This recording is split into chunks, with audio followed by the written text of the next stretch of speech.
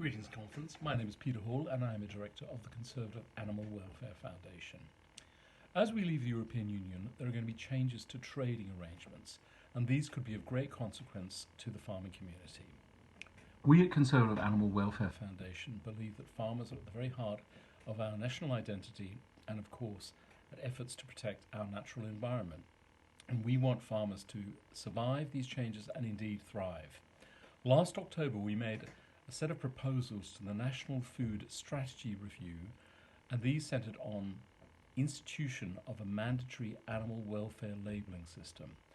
We proposed that all products that contain animal components consumed or produced in the United Kingdom should be subject to mandatory animal welfare labelling. There would be two labels. A gold label would be the highest possible animal welfare standards. So an example of this would be organic free-range eggs.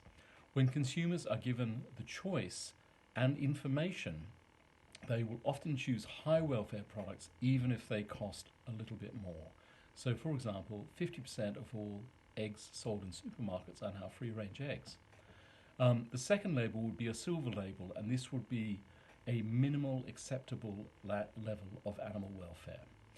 These labels would be backed up by a system of husbandry protocols, so there would be practices which would be set out which would allow achievement of these standards, and these protocols would be policed by the National Food Standards Agency. We believe this set of proposals would be very good for farmers because it would allow them to focus on the quality of their products rather than the cost.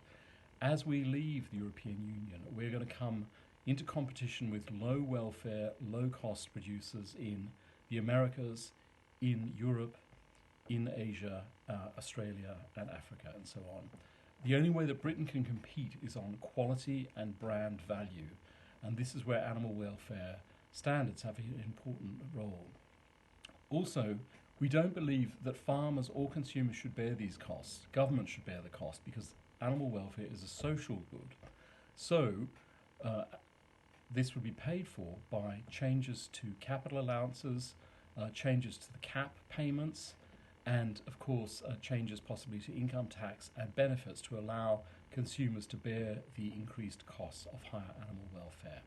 This is a social good, and society as a whole should be paying for it, not individual farmers or consumers. And we believe finally that young people and people with a view to the future are very concerned about the environment and about animal welfare, and we need to maintain our leadership on this issue.